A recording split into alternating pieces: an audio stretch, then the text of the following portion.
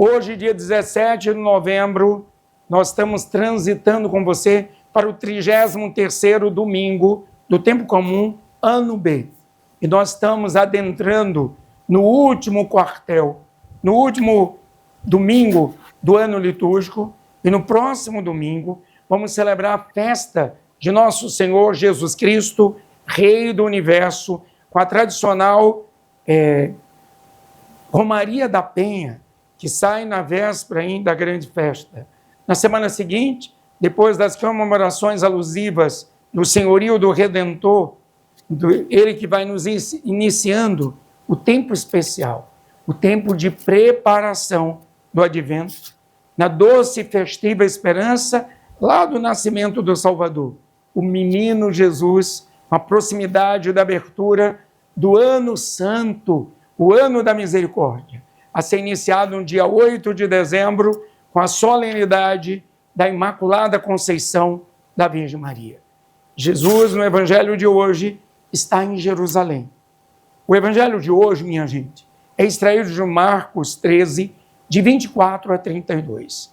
Lá, ele pronunciará o chamado discurso escatológico, ou seja, o discurso que trata das coisas após a morte. Usando um estilo apocalíptico, Jesus retoma suas grandes lições para a vida da comunidade, no presente e seu caminho para o amanhã. Nos ensinamentos de Jesus, muitas vezes presente e futuro se confundem. Se confunde a história da salvação. É um projeto que vai se realizando. Por isso, é sempre alguma coisa a vir. E, ao mesmo tempo, alguma coisa que já está acontecendo e nos envolve e nos anima. Vamos escutar, vamos partilhar esse domingo tão interessante, 33º domingo do Tempo Comum, evidentemente, com o nosso querido arcebispo, Dom Manuel Delson, que já está agora comigo e você. Seja bem-vindo, Dom Delson. A paz e a misericórdia para o Senhor. A paz na misericórdia, Padre Sandro e todos que nos acompanham através da TV Arapuã, Band, também da Rádio Consolação, das redes sociais da Comunidade Consolação. Uma alegria estar aqui mais uma vez para refletir o texto sagrado, a palavra de Deus, e trazer a nossa mensagem de fé e de esperança.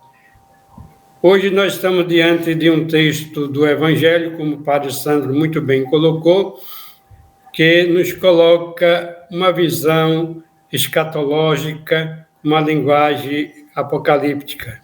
Isso significa que Jesus está tratando das realidades últimas do fim do tempo.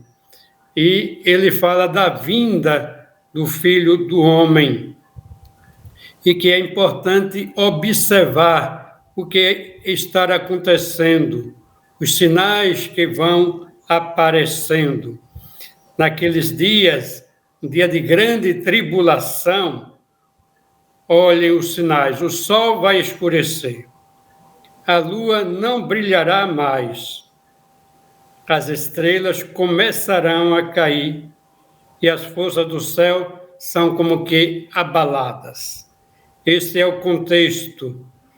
E nisto se vê quem? O Filho do Homem, que aparecerá nas nuvens, com grande poder e glória. Então, a linguagem fala desse contexto de fim do mundo e que aparece o Filho do Homem com o seu poder e a sua glória. Mas depois, diz que vai enviar os anjos aos 4 cantos, mas uma coisa lhe garante, que é a proteção e a salvação dos seus. E manda observar o que é que acontece com a figueira. No meio dessa visão, Jesus olha, preste atenção, a figueira quando está verde, as folhas verdes começam a brotar e sabeis que é o verão que está para chegar. Assim como se observa a planta que vai indicando o verão que se aproxima, se conhece que o verão está chegando, observando a planta pelas suas folhas, assim também deveremos observar os acontecimentos do mundo e ficar sabendo que o Filho do Homem está próximo e bate às portas. A expectativa da vinda do Filho do Homem é muito importante na nossa experiência de fé.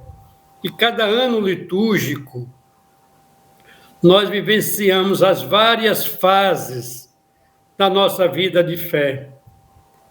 Do anúncio do nascimento de Jesus Cristo. Tempo, preparação para o Natal, o Advento. Depois vem a Quaresma, que nos prepara para a paixão, morte e ressurreição.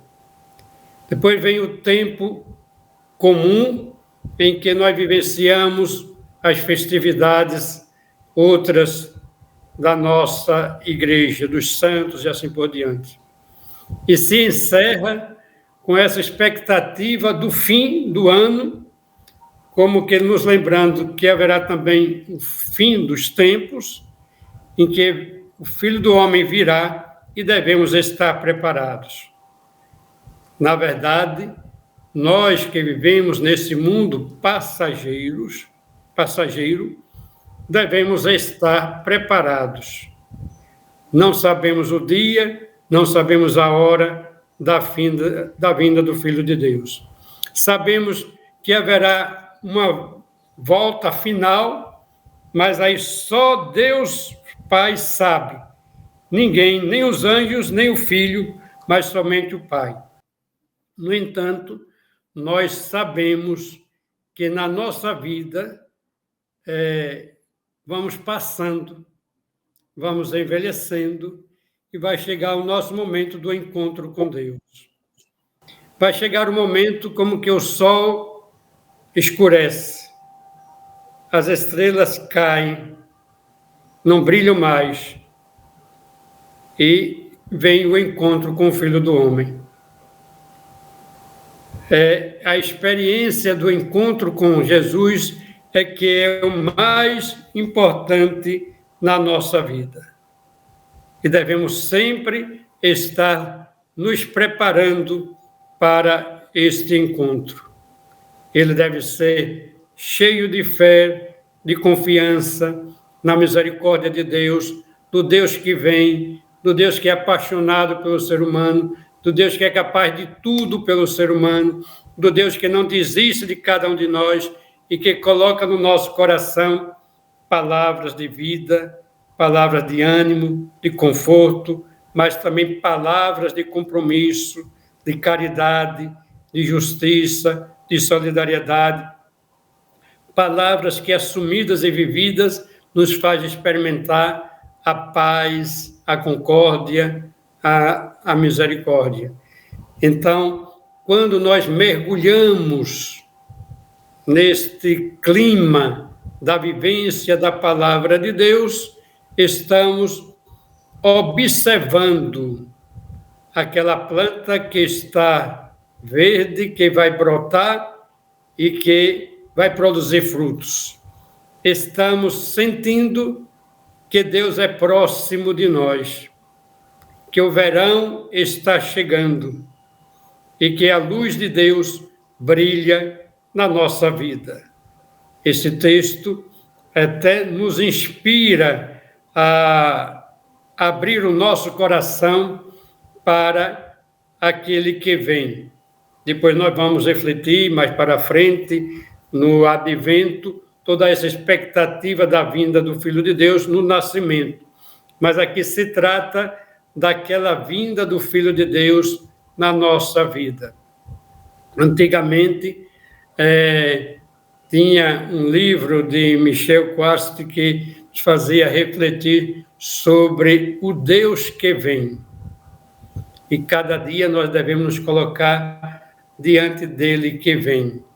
E Deus vem para nós com amor, com a bondade, nos dando tudo o que precisamos, com a sua graça que nos cura, com a sua misericórdia que nos perdoa, com a sua alegria paternal que nos inflama de alegria também. Deus vem para nós para nos enriquecer com as suas graças e nos carregar nos seus braços e nos levar para a sua casa da paz, da harmonia, da alegria e da felicidade. Nos unir ao Deus que vem, meu irmão e minha irmã, é a nossa maior glória, é a nossa maior satisfação, é a nossa realização. Por isso, não vamos temer a chegada do fim dos tempos. Vamos simplesmente nos preparar para acolher a vinda daquele que vem, o Filho do Homem, trazendo para nós aquilo que ele quer dar a cada um de nós. O Pai nos confiou a Jesus Cristo. E Jesus Cristo, que deu a vida por nós, a sua ação missionária, a sua vontade de cumprir a vontade do Pai, não vai ser completa enquanto estiver uma pessoa humana sem ser tocada pela sua graça. Não vai estar concluída enquanto a sua misericórdia não chegar em cada coração humano. Aí é tarefa nossa, da igreja, atualizar essa ação missionária de Jesus Cristo, fazer com que ela chegue a todas as pessoas. O Papa Francisco tem insistido muito nisso e aberto até vários canais para que essa graça chegue. No ano jubilar, nós vamos vivenciar isso. As portas abertas para o sacramento da confissão, para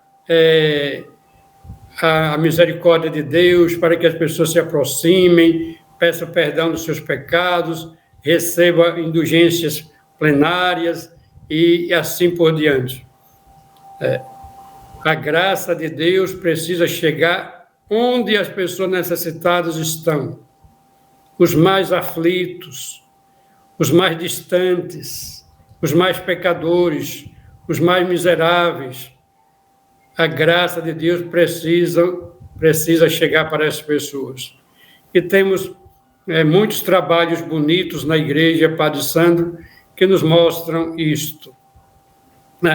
As pessoas que trabalham acolhendo moradores de rua, Comunidade Lumen, que nesses dias está até realizando o seu seminário espiritual, um trabalho bonito que resgata pessoas da rua, dando-lhes dignidade, Fazendo Esperança, que trabalha com pessoas dependentes químicas que sofrem com isso, as famílias sofrem com isso, e as pessoas são acolhidas para serem acompanhadas e orientadas, e muitas são reabilitadas, né? Aquelas pessoas doentes que são acolhidas na Casa da Divina Misericórdia do Padre George, e nos abrigos, né, que existem na nossa cidade, como o Aspam, o Amém e tantos outros da Misericórdia, que acolhe pessoas idosas, muitas pessoas abandonadas pela família, muitos idosos que as famílias não cuidam e que essas instituições cuidam. Então, trabalho de misericórdia, e a graça de Deus vai chegando para essas pessoas onde elas se encontram. A proposta do Evangelho é nos voltarmos para o Filho do Homem que vem, nos aproximarmos dele. Em uma palavra, não tenhamos medo de estarmos próximos de Deus. Tenhamos medo, sim, de nos afastar de Deus. Este é o grande perigo. E nos afastar de Deus só agrada ao demônio. Nos aproximar de Deus é a nossa salvação. Interessantíssimo, Dom Delson. Por isso que, como o senhor já disse também, essas figuras de misericórdia, que o Papa já vai, no próximo ano, a partir do dia 8 de dezembro, a gente já começa a entrar nesse tempo do Ano Santo. E nesse novo ano que vem essa misericórdia sobre o mundo, como tantas vezes Santa Faustina falou, e como o senhor trouxe também, as crianças escravas dos celulares, presas a tantas realidades que precisam de equilíbrio psíquico, mental, sair da depressão, sair dos pensamentos negativos, mas, como o Papa diz, sair das periferias existenciais. Por isso que a primeira leitura de hoje é extraída de Daniel 12, de 1 a 3. Nos remete, nos coloca como os apocalípticos antes de Jesus. Eles imaginavam os últimos dias, os justos ressuscitarão para a vida eterna, os ímpios impõem a vergonha sem fim. A realidade decisiva não é aquela que se mostra aos nossos olhos. A nossa ressurreição, entretanto, já começou na medida em que a nossa própria vida está toda unida a Cristo. A Cristo que ressuscitou pela salvação de nossos pecados. A vida dura, minha gente, ela é muito dura. E não é das células do corpo, mas da comunhão em Deus. Até a ressurreição de Jesus é a mostrar, é uma configuração segura de nossa vida. Quem segue Jesus já está encaminhado para esta vida, que não tem limite por ser a vida de Deus. Mesmo Jesus não perde a validade, ele vai observando palavras e vivendo a sua prática de vida.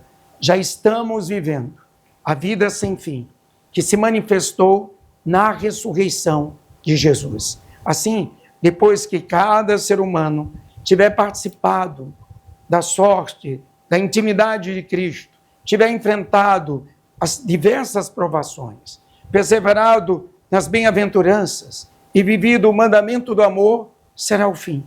A realidade última vai manifestar-se diante de todos. Os justos receberão a recompensa, e os que não tiverem acolhido o dom de Deus serão confundidos para sempre. A recompensa, como está nos trazendo essa leitura, a comunhão feliz com Deus, a comunhão com o próximo, para sempre, é chamado de céu. A confusão eterna é chamada de abismo, que consiste na eterna carência desse infinito amor de Deus, dessa carência do amor ao próximo. O que é que o senhor pode falar, Dom Delson, dessa leitura tão interessante que nos remete à perseguição, nos remete ao sofrimento, mas ao triunfo dos justos? É interessante notar que a linguagem de Daniel é também uma linguagem apocalíptica, que se refere a essas situações extremas, e ele fala do príncipe Miguel, o príncipe defensor dos filhos de Deus. E será um tempo de grande angústia, como nunca houve. Uma tensão muito grande. Nunca houve desde que as nações começaram a existir. Mas essa palavra aqui, eu sublinho, é uma palavra que deve ser guardada no nosso coração. Mas nesse tempo de grandes conflitos, de grandes tensões, de ameaças, teu povo será salvo. Palavra de Deus. Teu povo será salvo. Deus nunca deixa o seu povo, nunca abandona o seu povo. A garantia da salvação, ela é a promessa por excelência do Deus único e verdadeiro, o Deus de Israel, o Deus de Abraão, o Deus de Isaac, o nosso Deus. E aí ele fala dos inscritos no livro. Quem são aqueles que estão inscritos no livro? São as pessoas virtuosas, são as pessoas que procuram o bem, são as pessoas que levam a sério os ensinamentos divinos. São as pessoas que confiam em Deus. São os sábios que se apegam às virtudes, porque sabemos que as virtudes são valores permanentes. Então, esses que estão inscritos no livro, estes serão salvos. Aqueles que dormem no pó despertarão. E despertarão para a vida alguns, e outros para o opróbrio eterno.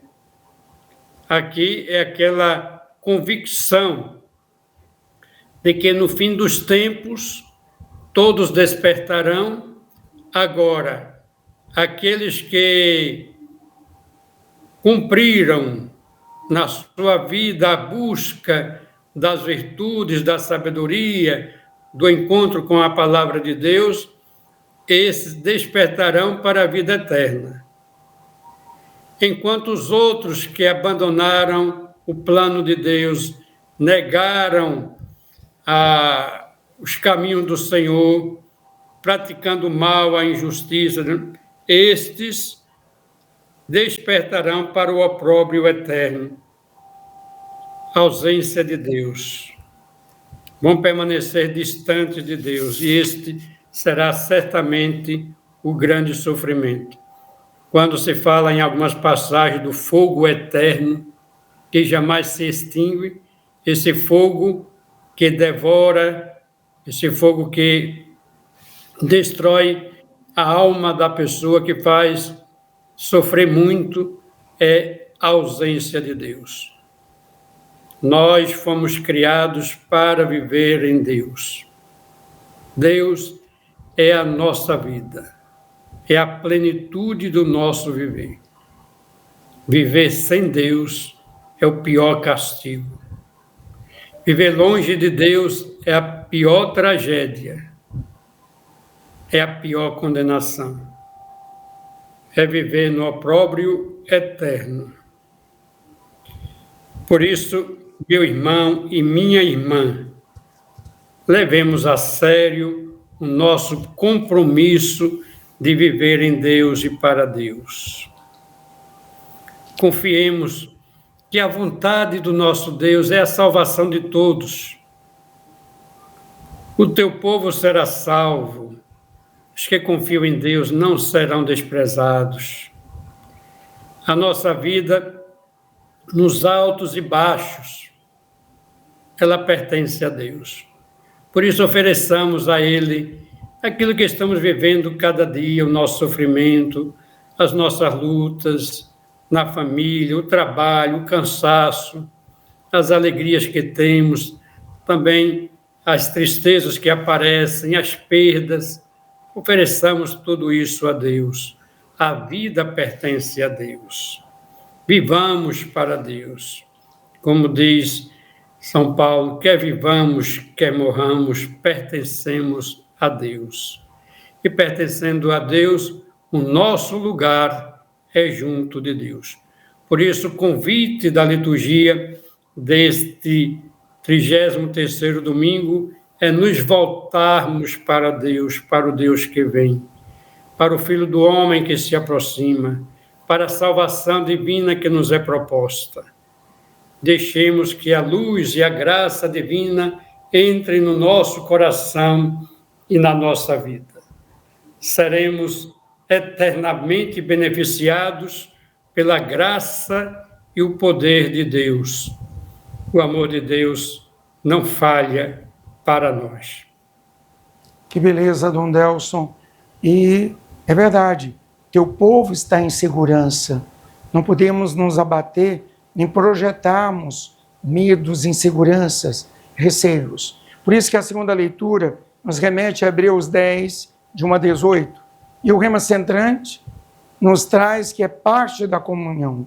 E hoje, a segunda leitura está concluindo a reflexão sobre o sacerdócio de Cristo. O autor sagrado, minha gente, repete temas desenvolvidos nos capítulos antecedentes, procurando de verdade, uma vez mais, pôr em relevo a dimensão salvadora da missão sacerdotal de Jesus. E o objetivo é despertar nos corações de cada um daqueles que têm fé uma resposta adequada a esse amor misericordioso de Deus, manifestado na ação de Jesus. Jesus, o Filho amado de Deus, veio ao mundo para concretizar o projeto de Deus no sentido de nos libertar do pecado, de nos inserir numa dinâmica de vida eterna, com a sua vida e com o seu testemunho. Ele ensinou-nos a vencer o egoísmo, o pecado, e a fazer da vida um dom de amor a Deus e aos irmãos. O que é que o senhor fala dessa conclusão do sacerdócio na carta dos Hebreus, São Paulo falando aos Hebreus? Tivemos a oportunidade de refletir tanto sobre essa carta aos Hebreus, que é uma carta que se refere ao ministério sacerdotal, sobre a santidade do ministério sacerdotal e sobre o sacrifício de nosso Senhor Jesus Cristo, que é o sacrifício do sumo sacerdote. Aqui o foco é: os sacerdotes comuns oferecem todos os dias sacrifícios pelos pecados. É necessário repetir todos os dias o sacrifício, todos os pecados. Era assim na tradição do povo de Israel, principalmente no Antigo Testamento, os sacrifícios necessários serem oferecidos para o perdão dos pecados. Como o sacerdote não tinha este poder de perdoar os pecados, era necessário oferecer sacrifícios para obter essa graça do perdão dos pecados. Com Jesus Cristo é diferente. E Jesus Cristo ofereceu a sua vida para perdoar todos os pecados. Eu já disse isso, como ele ofereceu o sacrifício, e o sacrifício dele é o sacrifício divino.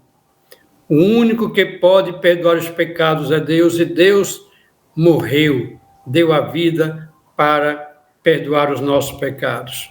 Portanto, na decisão divina, os pecados já estão perdoados. Agora, nós devemos nos inserir neste movimento da misericórdia de Deus, para acolher o dom divino em nossa vida e sermos capazes de viver livres do pecado, reagindo ao pecado, combatendo o pecado, nos desviando do pecado, movidos pela graça de Deus, a ação do Espírito Santo, nós resistimos ao pecado. Se diz na história da igreja, os nossos grandes santos, de que o mais santo homem peca 7 vezes ao dia. E 7 nós sabemos que é um número simbólico que representa, a plenitude. Se nós pecamos 7 vezes é porque nós vivemos no pecado. Mas, apesar disto, nós não desistimos de nos lançar nos braços misericordiosos de Deus. Não desistimos de confiar na misericórdia de Deus. E sabemos que quem perdoa os nossos pecados é Deus. Não somos nós que nos perdoamos assim. Deus nos perdoa. Porque Deus nos perdoa, nós somos até capazes de esquecer os nossos próprios pecados e de irmos para a frente com grande esperança. Porque o Filho de Deus ofereceu o seu sacrifício uma vez por todas para todos nós. Isto nós devemos colocar na nossa mente e no nosso coração. Deus já nos perdoou. Esse dia o Papa Francisco disse mais ou menos assim: rezemos pedindo perdão a Deus, peçamos perdão a Deus. Mas quando nós começamos a dizer, Senhor, nem precisa terminar a frase, Deus já nos perdoou, Jesus já nos perdoou. Para dizer o Papa que Jesus é muito mais rápido em nos perdoar do que nós mesmos em pedir perdão. Se nós estamos buscando Jesus, suplicando perdão, antes de balbuciar a palavra perdão, Deus já tocou no nosso coração, já nos encheu da sua graça. Como Jesus é rápido em nos perdoar. E devemos aprender com ele a esquecer os nossos pecados, mas firmar o passo no bem, na verdade, no amor, naquilo que constrói a nossa vida. Esquecemos o pecado para fazer o bem. Não é esquecer o pecado para permanecer no pecado. Que os antigos já diziam, permanecer no pecado é a maior tragédia. Nós temos que reagir ao pecado. Pecar é humano. Permanecer no pecado não é humano. É diabólico. Então, erramos, pedimos perdão, levantamos a cabeça, vamos adiante. Confiando em Deus, no perdão de Deus. Por isso a igreja, no ano da misericórdia, e sempre está promovendo o sacramento da confissão, mandando que os padres atendam o sacramento da confissão, que sejam generosos em confessar, mas é muito importante que aquele que recebe o perdão lute, resista para não pecar mais. Se a graça de Deus tocou na minha vida, no meu coração, eu sou capaz de lutar contra o pecado, seja ele qual for, dos vícios, da carne, da vaidade, do egoísmo, da ganância, seja o que for. Se nós fomos tocados pela graça de Deus, a graça de Deus nos projeta para uma vida nova no Senhor, com o poder do Senhor, na força do seu Espírito. Que beleza, Dom Delson. E nessa preparação, próximo sábado, a tradição da nossa diocese, a estimativa é 500.000 de pessoas caminhando em 14 quilômetros de fé, de esperança, de realidades. Dia 23, próximo sábado, nós vamos viver mais um momento, a Romaria de Nossa Senhora da Penha. A novena já está acontecendo, todas as noites no santuário, e também essa transição do nosso querido Monsenhor Nereudo, futuro bispo de Olinda e Recife, que está vivendo o seu último ano como reitor do Santuário da Penha. E nós vamos caminhar próximo sábado com o Trio da Consolação, nós vamos estar juntos nessa grande festa. Mas o que é que o senhor pode comentar nessa festa de Cristo Rei? Nós vamos estar vivendo no próximo sábado, dia 23, saindo das 22 horas da igreja, do pátio da igreja de Nossa Senhora de Lourdes, em caminho para o Santuário da Penha. Nós esperamos todos os anos, final de novembro, a Romaria da Penha. Esta Romaria que enche o coração do pessoense, do paraibano, dos devotos de Nossa Senhora da Penha, de outros estados, de tanta emoção, vibração, fortalecimento da fé. É uma experiência realmente encantadora de fé deste nosso povo devoto da Virgem da Penha. Então, o nosso convite para que todos participem, que seja um ambiente de oração, de reflexão. Muitos vêm pagar suas promessas, agradecendo à Virgem da Penha aquilo que conseguiu. Outros vêm fazer pedidos, súplicas, mas, sobretudo, que seja uma romaria de oração, de canto, de louvor, de abertura para Deus. Então, como o Padre Sandro disse, o último ano de Monsenhor Nereudo à frente da Festa da Penha, porque estará no próximo ano já como Bispo Auxiliar de Olinda e Recife. Iremos pensar futuramente, daqui para o fim do ano, no seu sucessor lá na Penha, mas a festa vai acontecer nesse clima de alegria, também pela nomeação, eleição de Monsenhor Nerildo como bispo auxiliar de Olinda e Recife e apóstolo do Senhor. Então, participem da festa da Penha, todos são convidados nesse clima de piedade cristã e de muita oração. Contamos com a sua presença, com a sua colaboração, para que tudo transcorra num clima de harmonia e de paz, e que a Virgem da Penha abençoe e proteja a todos. O Senhor esteja convosco. Ele está no meio de nós. Abençoe-vos o Deus Todo-Poderoso, Pai, Filho e Espírito Santo. Amém. Um excelente domingo para o senhor Dom Delson. Para você também, telespectador aqui da TV Band Arapuã, você também, internauta aí do YouTube da Consolação, já transitando 400 mil inscritos. E você também, da Rádio Consolação FM, aí nessa sintonia de oração. É pela oração de muitos que se alcança de São Tomás de Aquino, o que pela oração de um só seria impossível. Fiquemos todos com Deus. Um domingo sem missa é uma semana sem Deus. 9 horas na Basílica de Nossa Senhora das Neves e às 11 horas na Consolação. A gente vai se encontrar. E a gente já vai ver cenas agora do grande momento tão alusivo, hein? O trio da Consolação na festa, na Romaria de Nossa Senhora da Penha. Vamos terminar o nosso programa de hoje vendo essas cenas tão bonitas e emocionantes. Eu quero ver você acompanhando o trio da Consolação nesses 14 quilômetros de muita intercessão. Fiquem com Deus.